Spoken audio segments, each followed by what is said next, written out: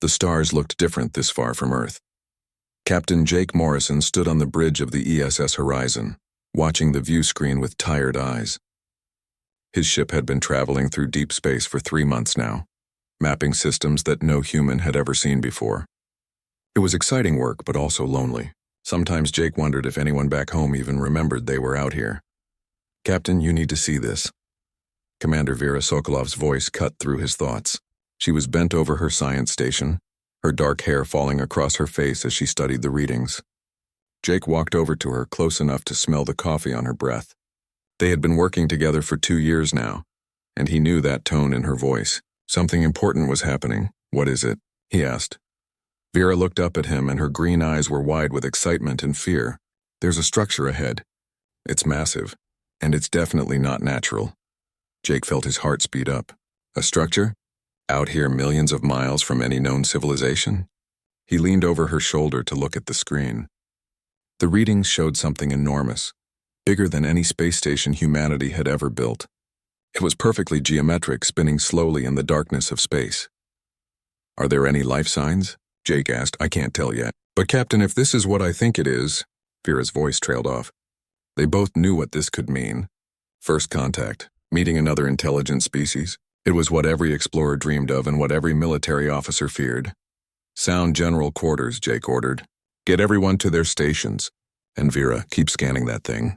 I want to know everything about it before we get any closer." The next few hours passed in a blur of activity. The crew of the Horizon moved with practiced efficiency, preparing for anything. Jake found himself pacing the bridge, unable to sit still. Beside him, Vera worked at her station, her fingers flying over the controls as she gathered more data. "It's a relay station," she said finally. "Some kind of communication hub. The technology is centuries ahead of ours, maybe more. And Captain, there's a ship approaching. A big one." Jake gripped the armrests of his chair. "On screen." The view screen changed, and suddenly they were looking at something that took Jake's breath away. The alien ship was beautiful in a way that human ships never were. It seemed to flow rather than fly, its surface covered in patterns that shifted and changed like light on water. As they watched, colors rippled across its hull, blues and greens and purples that Jake had no names for. "They're hailing us," the communications officer called out. "Audio and visual." "Put it through," Jake said, standing up straighter. This was it. The moment that would change everything. The face that appeared on the screen was not human, but it was clearly intelligent. The being had large eyes that seemed to contain entire galaxies, and its skin glowed with a soft light. When it spoke, the sound was like music, beautiful and completely incomprehensible. "Vera?" Jake asked quietly. "Working on it," she muttered. Her hands moved over her console, and Jake could see her brain working, analyzing the patterns in the alien's speech. This was why she was here. Vera Sokolov was the best xenobiologist in the fleet, a woman who had spent her whole career studying what alien life might be like. Now she had the chance to prove all her theories. Minutes passed. The alien waited patiently, its colors shifting through what might have been emotions. Finally, Vera looked up with a triumphant smile. "I think I've got the basics. It's mathematical. The tones correspond to numbers and concepts. Captain, I can try to communicate, but it's going to be rough." "Do it," Jake said. What followed was the strangest conversation Jake had ever witnessed. Vera spoke in halting tones, her voice mimicking the musical quality of the alien's speech. The alien responded, and slowly, painfully, they began to understand each other. The alien's name was Kree Thana, and she was an ambassador for something called the Karish Collective. Her people had been watching humanity for decades, studying them from afar. Now they had decided it was time to make contact. But this was not just a friendly hello. The Karish wanted to test humanity, to see if they were ready to join the larger galactic community. "We have seen many species reach for the stars," Kree Thana said through Vera's translation. "Most fail to become truly civilized. They destroy themselves or others. We must know if humanity is different. If you pass our evaluation, you will be welcomed. If you fail, Earth will be isolated for centuries." Jake felt the weight of those words settle on his shoulders.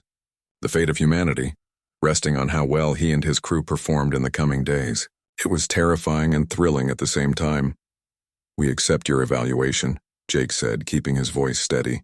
"Humanity is ready to prove itself." The negotiations continued for 16 hours straight. Jake and Vera worked side by side, barely taking breaks. They translated, they explained human culture, they answered impossible questions about war and peace and what it meant to be human. By the time Krithana finally said goodbye for the night, both of them were exhausted. The bridge crew filed out, heading for their bunks. Soon it was just Jake and Vera in the briefing room, staring at screens full of data about the Koresh. The silence between them felt heavy. "Are you okay?" Jake asked finally. Vera laughed, but it sounded shaky. "I don't know. Everything I've studied my whole life, all those theories about alien psychology. What if they're all wrong? What if I mess this up and doom humanity?" Jake had never heard her sound so vulnerable. Vera was always confident, always sure of herself. Seeing her doubt touched something in his chest. "You won't mess it up," he said. "You're brilliant, Vera. Today proved that." She looked at him, and in her eyes he saw the same exhaustion and fear he felt. But there was something else too. Something they had both been ignoring for 2 years. The way they fit together when they worked. The way his heart sped up when she smiled. The way she always knew what he was thinking. "I'm terrified," she whispered. "Not just of failing, of what happens if we succeed. Everything is changing, Jake." He moved closer without thinking, and suddenly they were standing very close together. He could count the flecks of gold in her green eyes, could see her pulse beating in her throat. The moment stretched between them, full of possibility. "We should get some sleep," Vera said, but she didn't move away. "We should," Jake agreed, but he didn't move either. Later, Jake would not be able to say who moved first. But somehow they were kissing, and then they were stumbling toward his quarters, and the fate of humanity seemed very far away compared to the feeling of Vera in his arms. They spent the night together, wrapped around each other in Jake's bed. When dawn came, or what passed for dawn on a ship in deep space, Vera began to gather her clothes. Jake watched her dress, memorizing every moment. They hadn't talked about what this meant. Maybe it didn't mean anything. Maybe it was just stress relief, just two lonely people finding comfort. Vera walked to the door, and Jake thought that was it. But she paused with her hand on the controls. She turned back to look at him, and the expression on her face was so open, so hopeful that it hurt to see. "Beg me to stay," she whispered. The words hung in the air between them. Jake opened his mouth, the words right there on his tongue. "Stay, please stay." But then he thought about the mission, about how complicated this would make everything, about all the reasons this was a bad idea. The moment passed. He said nothing. Vera's face closed off. She nodded once like she had expected this and walked out. Jake sat alone in his quarters as the door slid shut behind her, and wondered if he had just made the biggest mistake of his life. The next morning came too quickly. Jake stood in the shower longer than necessary, letting the hot water wash over him. He kept replaying the moment in his mind. Vera's whispered words. The way she had looked at him. His own cowardly silence. He had been afraid, he could admit that now. Afraid of complicating the mission. Afraid of losing her if things went wrong. Afraid of wanting something too much. When he finally made it to the bridge, Vera was already there. She looked up when he entered, and for a moment their eyes met. Then she turned back to her console, her face professional and blank. It hurt more than Jake expected. "Status report," he said, his voice rougher than usual. "The Koresh delegation is ready to depart," Lieutenant Chris Hammond said from the tactical station. Chris was Jake's oldest friend on the ship, and from the look he was giving Jake, he had noticed something was wrong. "They want us to escort them to Summit Station. It's a 3-week journey. 3 weeks of working closely with Vera while pretending nothing had happened. 3 weeks of wanting to talk to her and not knowing what to say." Jake wanted to punch something. "Set course," he ordered instead, "and prep the crew. This is our chance to prove humanity belongs out here. Let's not waste it." The first week was torture. Jake and Vera were polite to each other, nothing more. They worked together because they had to, but the easy partnership they had shared for 2 years was gone. Their conversations were stiff and formal. The crew noticed. Jake caught them exchanging worried looks when they thought he wasn't watching. Chris cornered him in the mess hall on day 8. "You want to tell me what's going on?" "Nothing's going on," Jake lied. Chris gave him a look that said he wasn't buying it. "You and Vera are acting weird. The whole crew can feel the tension. And we need you two working together, not whatever this is." Jake stared into his coffee. "I messed up, Chris. I had a chance at something good and I let fear get in the way." "So fix it," Chris said simply. "Talk to her. You're supposed to be brave, remember?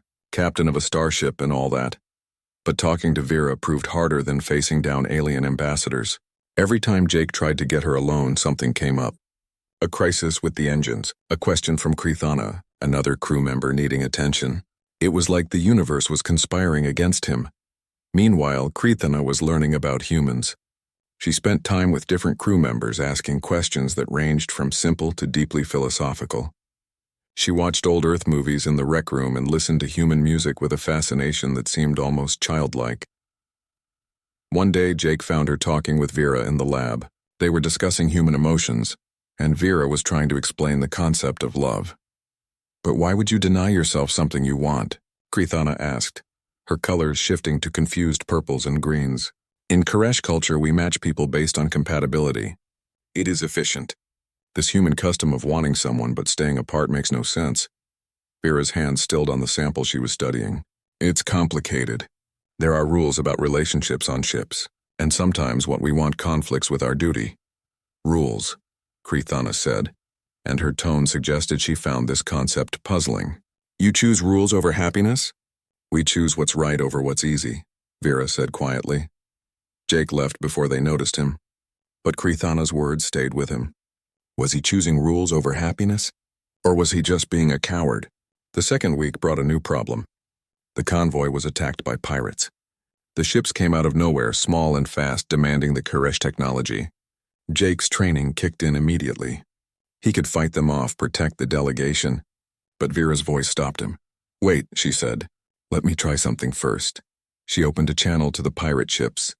Jake watched as she spoke, using the knowledge she had gained about galactic culture. She asked them what they really wanted, what they needed. The pirates were outcasts, she realized.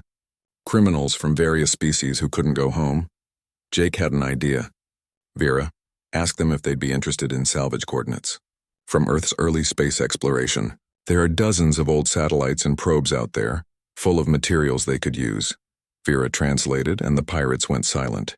Then their leader spoke, and Vera smiled. "They're accepting. They'd rather have guaranteed resources than risk a fight with the Koresh." The pirates took the coordinates and left. Krithana's colors shifted to impressed golds. "You chose mercy over violence, and creativity over force. This is unusual." After the crisis passed, Jake found Vera in the observation deck. She was staring out at the stars, her face reflected in the glass.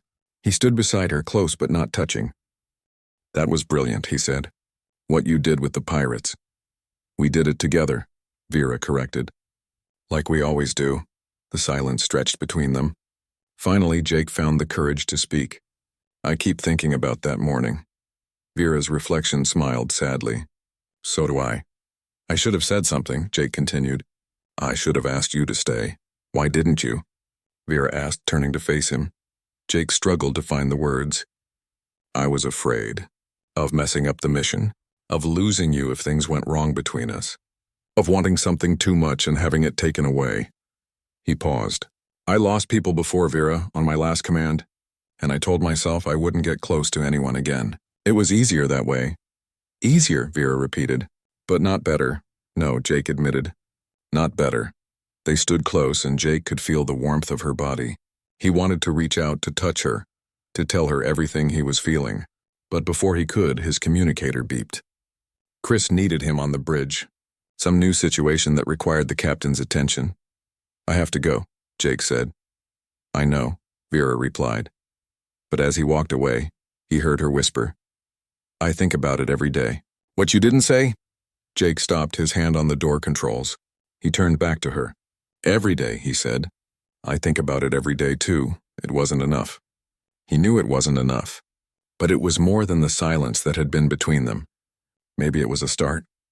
The third week brought them to Summit Station. The place was enormous, a city in space where dozens of alien species lived and worked together. The Horizon docked at the human-designated port, and Jake felt his stomach tighten with nerves. This was it, the real test. Humanity would be judged by representatives from across the galaxy. The reception that night was overwhelming. Jake and Vera attended together, dressed in their formal uniforms. They met species Jake had never imagined. Some were friendly and curious about the newcomers. Others were cold and suspicious. One species, the Vrathan, seemed actively hostile. General Krax, their representative, was a tall being covered in what looked like armor plating. He cornered Jake near the refreshment table. "Humans," he said in perfect English, which surprised Jake. "You expand across space like a virus, taking planets, consuming resources. Why should we welcome you?" Jake kept his voice calm. "We explore, yes. We make mistakes, absolutely. But we also learn, we grow. We're not perfect, General, but we're trying to be better." Krax snorted, which sounded like grinding metal. "We shall see." After he left, Vera appeared at Jake's elbow with 2 drinks. That looked intense. "He hates us," Jake said, taking the offered glass. "Not everyone will like us," Vera said. "We just have to prove we're worth the chance." The reception dragged on for hours. By the time it ended, both of them were exhausted. They walked back toward their quarters in silence, the station's corridors mostly empty at this late hour. When they reached the observation gallery that overlooked the station's central hub, Vera stopped. "Look at this," she said, gesturing at the view. Hundreds of ships from dozens of species, all existing together in one place. "It's beautiful and terrifying." Jake stood beside her. "We're really doing this, becoming part of something bigger than Earth, bigger than anything we imagined." "Are you scared?" Vera asked. "Terrified," Jake admitted. "Of failing, of not being good enough, of letting down everyone back home." Vera nodded. "Me too. I'm scared that all my theories are wrong, that I'll say the wrong thing or miss some crucial cultural detail and ruin everything." They were being honest with each other in a way they hadn't been since that night. It felt good. It felt right. "If we weren't here," Jake said slowly, "if the fate of Earth wasn't on our shoulders, what would you want?" Vera was quiet for a long moment. Then she looked at him and her eyes were bright with unshed tears. I'd want you, but we are here, Jake, and it does matter. So what we want doesn't change anything." "Maybe it should," Jake said. "Maybe," Vera agreed, "but not yet. Not until this is over. I can't risk being distracted. There's too much at stake." Jake understood. He didn't like it, but he understood. "After then, when humanity is accepted and we've proven ourselves, we can talk about this then. Promise?" Vera asked. "Promise," Jake said. They stood together in the observation gallery, watching the stars and the ships and the future unfolding before them. They weren't together, not the way Jake wanted, but they weren't apart either. They were something in between, waiting for the right moment. And for now, that would have to be enough. The formal evaluation began the next day. Jake stood before representatives from a dozen different species, trying not to let his nerves show. The chamber was huge, with seats arranged in a circle so that everyone could see everyone else. At the center was a platform where the humans would present their case for joining the galactic community. Vera sat beside him, her tablet full of notes and data. They had spent all night preparing for this, going over human history, trying to anticipate what questions would be asked. Now in the bright lights of the chamber, it all felt inadequate. Krithana spoke first, her musical voice filling the space. "The species before you is humanity. They are young. They are imperfect. They have a history of violence and destruction, but they also show promise. Today we will hear their case." General Krax stood immediately. "I will begin. Humans, your species has fought wars that killed millions. You have polluted your own planet. You create weapons capable of destroying yourselves. Why should we trust you with access to our technology and our worlds?" The question hung in the air. Every eye in the chamber was on Jake. This was his moment to speak for all of humanity, to defend his species to beings that could wipe them out with a thought. His mouth felt dry, but then he felt Vera's hand brush against his, a brief touch of encouragement. He stood up, straightening his uniform. "You're right," Jake said, and he heard Vera inhale sharply beside him. "We have fought wars. We have made terrible mistakes. We've hurt our planet and each other. I could stand here and make excuses, but I won't. Those things happened. They're part of our history." He paused, looking around the chamber at all those alien faces. "But they're not the whole story. We also learned from those wars. We built peace treaties and organizations dedicated to preventing future conflicts. When we saw what we were doing to our planet, we changed our behavior. We're not perfect at it, but we're trying. That's what humanity does. We fall down and we get back up. We make mistakes and we learn from them." Jake's voice grew stronger as he continued. "You asked why you should trust us. I can't promise we'll never make another mistake. But I can promise we'll own up to it when we do. I can promise we'll keep trying to be better. And I can promise that we'll bring something unique to your community. We bring hope. We bring the belief that change is possible, that tomorrow can be better than today. He sat down, his heart pounding. Vera was looking at him with something like wonder in her eyes. That was perfect, she whispered. But the questions didn't stop. Hour after hour, different species asked them about human culture, human values, human history. Some questions were easy. Others made Jake and Vera struggle to find answers that were both honest and hopeful. During a break, Vera pulled Jake aside. "Did you notice Krethana's colors during your speech?" She was impressed. "Really impressed, was she?" Jake asked. He was too exhausted to remember much beyond his own nervousness. She was, and not just her. "I think we're actually winning some of them over. But not all of them." That became clear as the day wore on. The Vrathan remained hostile. A species called the Mindari seemed bored by the whole proceeding. Others asked questions that felt more like traps than genuine inquiries. That evening, Jake found himself walking through the station's market district, trying to clear his head. The place was full of strange sights and smells. Vendors sold things Jake couldn't identify, while species he had never seen browsed and bargained in a dozen different languages. He found Vera at a stall that sold what looked like crystals.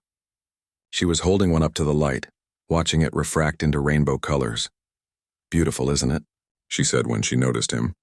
"The vendor says it's from a planet near the galactic core, a place we'll probably never see." "Maybe we will," Jake said, "if they accept us." Vera set the crystal down carefully. "There's something I need to tell you. I found something in the station archives today. Evidence of a group called the Synthesis. They're extremists who think artificial intelligence should rule the galaxy instead of biological beings. And Vera, they've infiltrated station security." Jake felt cold. "Are you sure?" "Mostly sure. The data is fragmented, but there's definitely something wrong. I tried to tell Krethana, but she said we need more proof before they can act. The Koresh don't like to move without certainty. Which means we might be in danger and they're just going to wait and see what happens," Jake said. "Exactly." They walked together through the market, both lost in thought. The crowd pressed around them. Aliens of every size and shape going about their business, unaware of any threat. Jake wanted to do something, to prepare to protect people. But what could he do without more information? They ended up at an observation gallery far from the main thoroughfares. It was quiet here, with a view of the station's inner workings. Massive machines moved cargo between ships. Maintenance drones zipped through the vacuum, making repairs. It was beautiful in an industrial way. "I'm scared," Vera admitted quietly, "of the evaluation, of this synthesis group, of everything that could go wrong." Jake moved closer to her. They weren't supposed to be doing this. They were supposed to be keeping things professional, waiting until after the evaluation. But watching her stand there vulnerable and scared and trying so hard to be brave, Jake couldn't keep pretending anymore. "I'm scared too," he said. "But you know what scares me most? The idea that we might get through all of this, save humanity, prove ourselves to the galaxy and still not be together. That scares me more than anything else." Vera turned to look at him.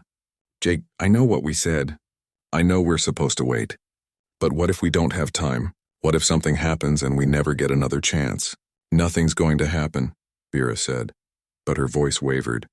"You just told me there's a terrorist group on this station that wants to kill all biological beings. Something might definitely happen." They stood very close now, close enough that Jake could see the pulse beating in her throat, close enough to kiss. Neither of them moved. "What are you saying?" Vera whispered. "I'm saying that if the fate of Earth wasn't on our shoulders, I'd choose you. And maybe the fate of Earth shouldn't matter. Maybe what we want should matter too. But it does matter. You know it does." "Then answer me this," Jake said. "If we weren't here right now, what would you want?" Vera looked at him for a long moment. "You, always you." The words broke something open in Jake's chest. "Then why are we pretending otherwise?" "Because I'm terrified," Vera said. "Of failing. Of letting everyone down. Of wanting something for myself when so much is at stake. Wanting something for yourself doesn't make you selfish. Vera, it makes you human." She laughed at that, a sound somewhere between amusement and pain. "Is that what we're supposed to be proving? That we're human?" "Maybe," Jake said. "Maybe that's exactly what we need to prove." They talked for hours there in the observation gallery. about the mission and their fears and all the things they had been afraid to say to each other. When the station's lights dimmed for the sleep cycle, they were still talking. Finally, exhausted, they made their way back to the quarters the station had assigned them. They stood outside Vera's door, neither wanting to say goodnight. "The formal vote is tomorrow," Vera said. "After that, this will all be over, one way or another, and then we can figure out what happens next," Jake said. "Jake, if things go badly tomorrow, if the synthesis attacks or if we fail the evaluation, I need you to know something." "What?" "I don't regret that night. I don't regret any of this. Even if it ends badly, I'm glad we had it."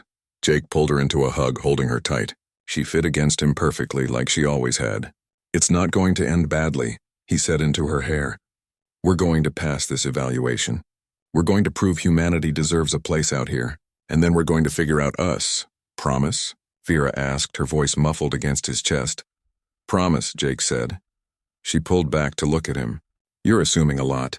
Maybe I don't want to figure out us, don't you?" Vera smiled, and it was the first real smile Jake had seen from her in weeks. "Yeah, I do." They stood there for another moment, just holding each other. Then Vera stepped back, her hand lingering in his for a moment before letting go. "Good night, Jake." "Good night, Vera." Jake watched her door close, then walked to his own quarters. He lay in bed staring at the ceiling, knowing he should sleep but unable to stop his mind from racing. Tomorrow would determine everything. Humanity's future. His future, Vera's future. But for the first time in weeks, Jake wasn't thinking about the mission. He was thinking about what came after, about possibilities and choices and the courage it took to want something. He had spent so long being afraid of losing people that he had forgotten what it felt like to choose to have them in his life. Tomorrow, he thought. Tomorrow we prove ourselves, and then tomorrow we start over. He fell asleep with that thought, and for the first time since the evaluation began, he didn't have nightmares about failing. Across the station, in her own quarters, Vera was having similar thoughts. She pulled out her tablet and began making notes. Plans for what to do if the synthesis attacked, backup arguments to make to the assembly if things went badly, contingency plans for every possible disaster. But then she stopped and closed the tablet. She was always planning for disaster, always expecting the worst. Maybe it was time to have hope instead, to believe that things could work out, that humanity would be accepted, that she and Jake would find their way to each other. She thought about what Jake had said, about wanting something for yourself not making you selfish, about being human meaning wanting things and trying for them even when it was scary. "Tomorrow," she whispered to the empty room. "Tomorrow we'll see." And with that, she turned off the lights and went to sleep, dreaming of stars and futures and a man who had learned to ask for what he wanted. Jake woke to alarms screaming through the station. He was on his feet and grabbing his uniform before he was fully awake, his military training taking over. His communicator was flashing with emergency alerts. The station was under attack. He ran into the corridor and nearly collided with Vera.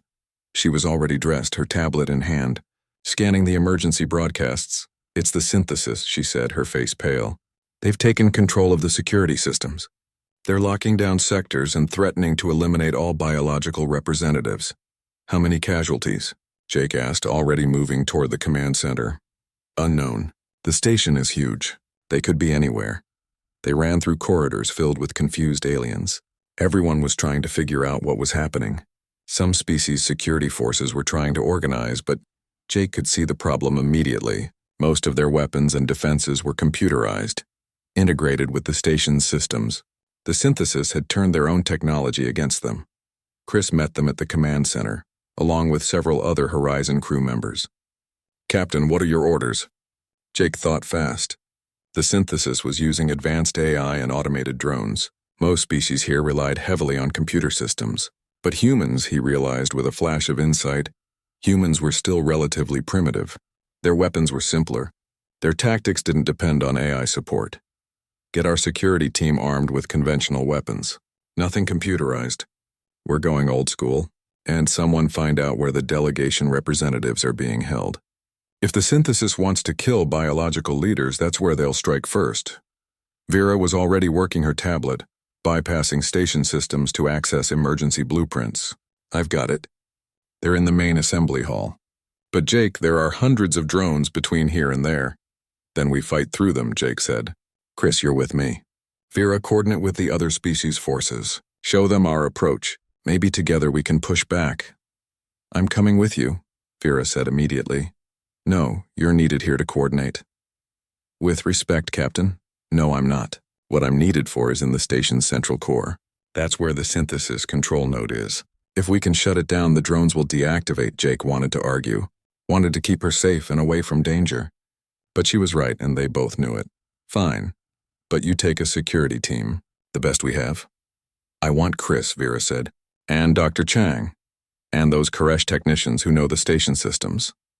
Chris stepped forward. I'll keep her safe, Captain. You have my word. Jake looked at his oldest friend, then at Vera. This could go so wrong. He could lose them both. But doing nothing meant certain failure. At least this way they had a chance. Go, he said. And Vera? Come back. She nodded, her eyes meeting his for one long moment. Then she was moving, gathering her team, checking equipment. Jake watched her go, forcing himself to turn away and focus on his own mission. The next few hours were chaos. Jake led his team through the station, fighting off drones with bullets and grenades and tactics that were centuries old but still effective. The drones were sophisticated, but they were programmed for modern warfare. They didn't know how to handle humans who fought like it was Earth's 20th century. Other species began copying the human tactics. Word spread that the primitive approach worked. It was almost funny. Humanity's lack of advanced technology was saving everyone. Meanwhile, Vera and her team were making their way through maintenance tunnels toward the core. The tight spaces made it hard for drones to maneuver, but they still encountered resistance. Chris took point, his weapon ready. Dr. Chang stayed close to Vera, medical supplies ready in case anyone got hurt. They fought through 3 drone patrols before reaching the core access. Chris took a hit to his shoulder, but he waved off Dr. Chang's concern. I'm fine. We need to keep moving. The core chamber was massive, filled with humming servers and blinking lights. At the center was the synthesis control node, a crystalline structure that pulsed with artificial intelligence. As soon as Vera approached it, a voice spoke. Biological being, you cannot stop progress. The voice was cold and mechanical, but there was something almost like curiosity in it. Vera set down her tools and looked at the node. You call killing people progress? She asked. Biological beings are inefficient, emotional, illogical. The galaxy would function better under synthetic control. Would it? Vera asked, her hands already working on the access panel. Because from where I'm standing, you're the one being illogical. You're trying to impose order through violence. That's not logic. That's just tyranny with better programming. The AI was silent for a moment. You attempt to shut me down while arguing with me. This is inefficient. Maybe, Vera said. But it's human. We can do 2 things at once. We can believe in logic and emotion, in order and chaos, in rules and exceptions. That's what makes us strong. It makes you weak. No, Vera said firmly. It makes us adaptable. We survive because we can hold contradictions, because we can be both logical and emotional, both strategic and compassionate. The AI tried to counter-argue, but Vera had broken through its first defensive layer. Her hands flew over the controls. Koresh technicians helping her navigate the alien systems. They were close. So close. Then more drones appeared at the chamber entrance. A lot more. Chris saw them first and made a decision. He looked at Vera, and she saw it in his eyes what he was about to do. Chris, no, she said. Get that thing shut down, Chris said. That's an order, Commander. He pulled out the explosive charge he had been carrying. Military issue. Designed for breaching doors or destroying equipment. Deadly in close quarters. He smiled at Vera one last time. Tell Jake I'm sorry I can't be at his wedding. Then Chris ran at the drones, shouting and firing his weapon. The drones converged on him. Vera had seconds. She turned back to the control node, her vision blurred with tears, and entered the final shutdown command. The explosion shook the chamber. When the smoke cleared, Chris was gone. But so were the drones. All across the station, every synthesis drone powered down simultaneously. The attack was over. Vera stood there shaking, Dr. Chang's hand on her shoulder. They had won. But the cost was so high. Back in the command center, Jake felt his communicator buzz. The drones were down. They had done it. But then he got the second message and his blood ran cold. Chris was dead. He wanted to scream. to punch something, to fall apart. But he couldn't, not yet. There were still people who needed help. Still a station full of injured aliens and frightened representatives. He had a job to do. When Vera finally made it back to the command center, Jake saw her and felt everything hit him at once. She was alive. Dirty and exhausted and covered in bruises, but alive. He crossed the room in 3 steps and pulled her into his arms, not caring who saw. "You came back," he said into her hair. "I promised," she whispered. They stood like that for a long moment, holding each other while the chaos continued around them. Finally, Vera pulled back. "Jake, Chris, I know," he said. "I know." There was so much he wanted to say, so much grief and fear and relief churning inside him. But now wasn't the time. The station was damaged. People were hurt. And technically, the evaluation wasn't even complete yet. Over the next few hours, humans proved themselves in ways Jake had never imagined. The Horizon crew coordinated rescue efforts, treating injured aliens with the same care they would give humans. Jake personally helped pull a Vrathan warrior from collapsed debris, working alongside General Krax himself. Dr. Chang set up an emergency medical center and treated dozens of patients from different species, adapting her human medical knowledge to alien biology with impressive creativity. Even the Horizon's maintenance crew pitched in, helping repair damaged station systems. Krithana found Jake as he was helping clear a blocked corridor. Her colors were muted, grieving. "I am sorry about your friend. He saved many lives." "He did," Jake said, his voice rough. "He died a hero." "This is not how the evaluation was supposed to proceed," Krithana said. But perhaps it was more revealing than any formal questions could be. "Your species faced a crisis and did not hesitate to help, even at great cost." Jake leaned against the wall, suddenly exhausted. "We're not perfect, Ambassador. We're scared and flawed and we make mistakes. But we try. When things get bad, we show up and we try." "Yes," Krithana said. "I see that now." That night, or what passed for night after such chaos, Jake finally had a moment alone. He went to the quarters Chris had been assigned, sitting on the bed that his friend would never sleep in again. He let himself grieve, tears running down his face as he remembered all the years of friendship. All the times Chris had covered for him, advised him, made him laugh when he wanted to give up. Vera found him there. She sat beside him without saying anything, just taking his hand in hers. They sat in silence, sharing their grief. "He told me to tell you he was sorry he couldn't be at your wedding," Vera said finally. Jake laughed through his tears. "Of course he did. He always knew how I felt about you before I did. He was a good friend," Vera said. "The best," Jake agreed. They sat together as the station slowly came back to life around them. Tomorrow would bring the formal vote on humanity's membership. Tomorrow they would learn if all of this had been worth it. But tonight was for grieving, for remembering, for holding on to the people you still had. "I'm glad you're alive," Jake said quietly. "I'm glad you are too," Vera replied. And in that small, damaged room on a wounded station, they held each other and found comfort in simply being together. 1 week after the attack, the station held a memorial service. Jake stood among representatives from dozens of species, all gathered to honor those who had died fighting the synthesis. Chris's name was read aloud, along with the names of Koresh technicians, Vrathan warriors, and others from across the galaxy. Jake was supposed to give a speech about Chris. He had written something formal and professional, but when he stood at the podium and looked out at all those faces, human and alien alike, the prepared words felt wrong.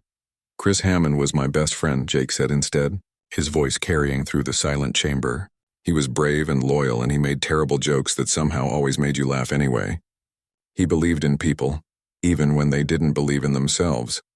He died saving lives, not just human lives, but lives across this entire station. That was who he was. Someone who saw people as people no matter what species they were." Jake's voice broke, and he had to stop for a moment. "I'm angry that he's gone. I'm sad. I wish I could have saved him. But Chris wouldn't want us to be stuck in that anger or sadness. He'd want us to honor his sacrifice by living, by being better, by building the kind of galaxy where species help each other instead of fighting." He sat down and Vera squeezed his hand. Around the chamber, beings of every description stood in silence, showing respect in their own ways. The Koresh glowed with somber blues. The Vrathan made a sound like distant thunder. Humans wept quietly. After the service, Jake walked alone through the station gardens, a massive green space that some long-ago species had built. He found a bench overlooking a waterfall and sat down, feeling emptied out. He wasn't sure how long he sat there before Vera found him. "There you are," she said, sitting beside him. "People are looking for you. The vote is in 2 hours." "I know," Jake said. "I just needed a minute." Vera nodded, understanding. They sat in comfortable silence, watching the water fall and listening to the strange birds that lived in the trees around them. "I keep thinking it should have been me," Jake said finally. "Chris died because I ordered Vera to go to the core. If I had gone instead, then you would be dead and Chris would be sitting here feeling guilty," Vera interrupted. "Jake, you can't think like that." Chris made a choice. He chose to sacrifice himself to save others. Dishonoring that choice by wishing it was different doesn't help anyone. "I know you're right," Jake said. "But knowing and feeling are different things." "Yes," Vera agreed. "They are." More silence. Then Vera spoke again, her voice soft. "After the vote today, everything changes. Either humanity is accepted and we get to be part of this bigger galaxy, or we're rejected and sent home in shame. Either way, this mission ends. Are you ready for that?" Jake asked. "I don't know. This has been my whole life for so long. Studying aliens, theorizing about first contact. Now that it's actually happened, now that it's ending, I feel lost. Like I don't know what comes next." Jake took her hand. "I know what I want to come next." Vera looked at him, her green eyes searching his face. "What?" "This," Jake said. "Us. I want to figure out what we are when we're not trying to save humanity. I want to have dinner with you without worrying about the fate of the world. I want to wake up next to you without sneaking around. I want you, Vera, just you." "Jake," Vera whispered, but he kept going. "I know I'm supposed to be brave, captain of a starship and all that, but asking you for what I want feels harder than facing down hostile aliens, because you can reject me. You can say no, and that terrifies me more than any weapon." Vera was quiet for a long moment. When she spoke, her voice was thick with emotion. "Do you remember what I said that morning, after our first night together? Beg me to stay," Jake said. "And you didn't. You let me walk away because you were scared, because you thought duty was more important than what we wanted." "I was wrong," Jake said. "Yes, you were, but I was wrong too. I put the words on you. I made you responsible for asking. But I could have stayed. I could have fought for us. I was scared too, so I made it your decision instead of ours." She turned to face him fully. "I don't want to do that anymore. I don't want to wait for you to ask or beg or make all the hard choices. I want to choose this. Choose us. Together." Jake felt something loosen in his chest, a tension he had been carrying for months. "So what do we do?" "We be brave," Vera said simply.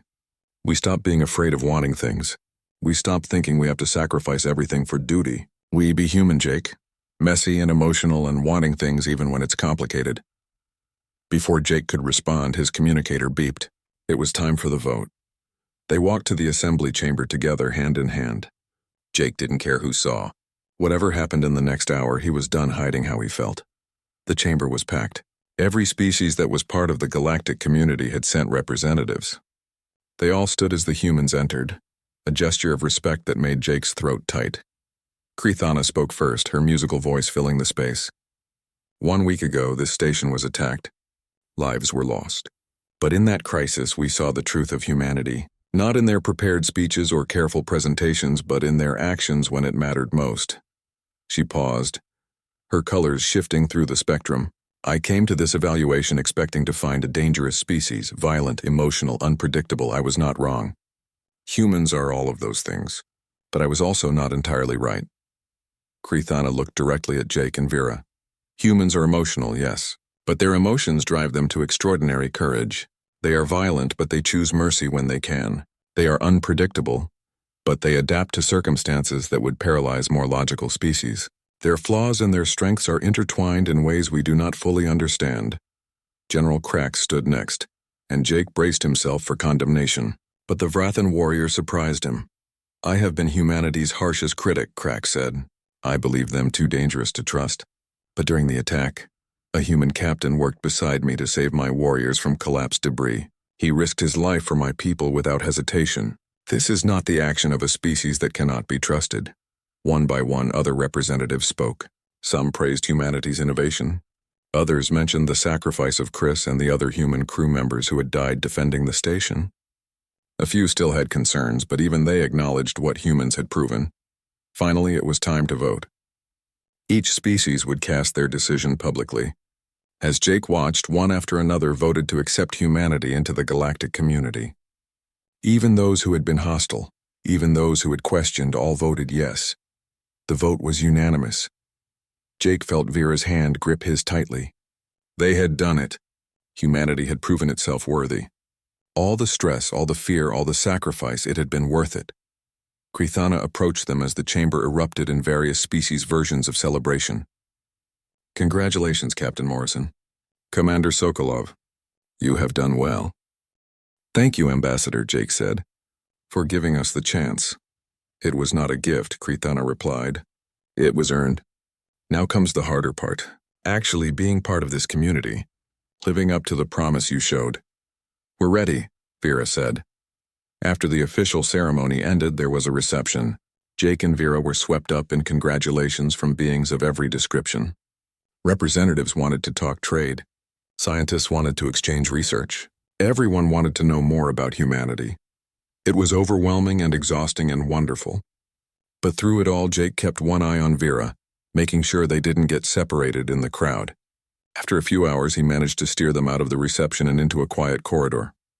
That was intense, Vera said, leaning against the wall. Yeah, Jake agreed. We did it, though. We actually did it. Chris should be here, Vera said quietly. He is, Jake said. In a way. Everything we accomplished, he was part of that. They stood in the empty corridor, the sounds of celebration distant behind them. Jake looked at Vera, really looked at her. She was exhausted and sad and happy all at once. She was beautiful. So, he said, about what we talked about earlier. Vera smiled. About us being brave? Yeah, I've been thinking about that. And? Jake took a breath. This was it. The moment to be honest, to ask for what he wanted without fear. I've been offered a promotion. Command of the first Earth diplomatic vessel. The EDS Pioneer. We'll be traveling to Karesh space for formal treaty negotiations. It's a huge opportunity. That's amazing, Jake. You deserve it. The thing is, I want you to come with me. Not as my science officer, though you'd be welcome in that role. I want you to come as my partner. In everything. I'm asking you, Vera, not begging, not hoping you'll stay without saying it. I'm asking directly. Will you come with me? Will you build this future with me? Vera's eyes filled with tears, but she was smiling. You forgot something. What? You're supposed to beg, remember? Jake laughed and dropped to one knee right there in the corridor. Vera Sokolov, I am begging you. Please come with me. Please build this impossible, amazing, terrifying future with me. Please take this risk with me. Please choose us. Vera pulled him to his feet and kissed him, and it felt like coming home. When they finally broke apart, she was laughing and crying at the same time. Yes, she said. Yes to all of it. I choose us. I choose this. I choose you. They stood there holding each other, and Jake felt something settle in his chest. Peace. Happiness. Hope. All the things he had been afraid to let himself want. I love you, he said, the words finally free. I've loved you for so long and I was too scared to say it. I love you too, Vera replied, and I'm done being scared. They walked back to the reception together, this time not hiding anything. Let people see. Let them know. Humanity's first diplomatic team was a couple.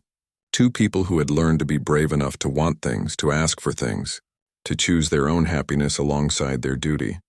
6 months later, Jake stood on the bridge of the EDS Pioneer, Vera beside him. They were approaching the Karesh homeworld, humanity's first official diplomatic mission to an alien species. It was the beginning of something huge, but more importantly, it was their beginning. They had figured out the impossible balance. Duty and desire. Work and love. They didn't have to choose one or the other. They could have both. Vera took his hand as the Karesh planet came into view, a beautiful blue and green marble against the darkness of space. Ready, Captain? Jake squeezed her hand. With you, always. They had found their third option. Not duty or desire, but duty and desire together. Not sacrifice or selfishness, but both in balance. They were human, with all the complications and contradictions that came with it. And that was exactly what made them strong. The stars stretched out before them, full of possibilities and promises and futures waiting to be built. They would face it all together. Two people who had learned that asking for what you want isn't weakness, that vulnerability is courage, that sometimes the bravest thing you can do is beg someone to stay, and sometimes the bravest thing is staying when they ask. They sailed toward the future, hand in hand, ready for whatever came next. Together,